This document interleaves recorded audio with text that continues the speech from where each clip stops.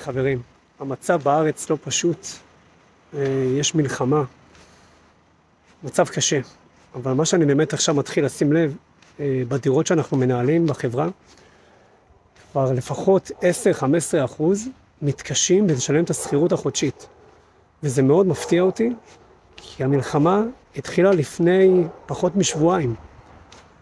מה שזה אומר שאנשים צריכים להתחיל לחשוב על המצב הכלכלי שלהם, ולא להזניח את ההשקעות שלהם, ולכן אמרתי, אני כבר אתחיל לשתף על מה שקורה ביוון, כי זה מאוד מעניין, ובאמת שווה לחקור ולהגיד איפה באמת שווה להשקיע, ומה אפשר לעשות עם הדברים האלה.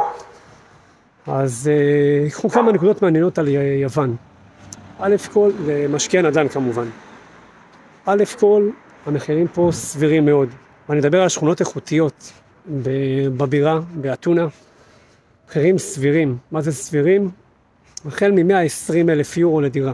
אני אדבר על דירות איכותיות של לפחות 60 מטר, בשכונות איכותיות ליד חברות הייטק. שימו לב, יש כאן חברות איכותיות, יש כאן את מייקרוסופט, יש כאן את פייזר, יש כאן את סמסונג, מילה, יש פה באמת חברות עם הרבה עובדים בהייטק ולא בלואו-טק, ממש מפתחים, ויש פה באמת המון תעשייה כזאת, של עובדים באמת ברמה הכי גבוהה שיש, שכל אחד ישמח שיהיה לו לקוח כזה. שכונות כאן, כמו שאתם יכולים לראות, רגילות, נחמדות, לא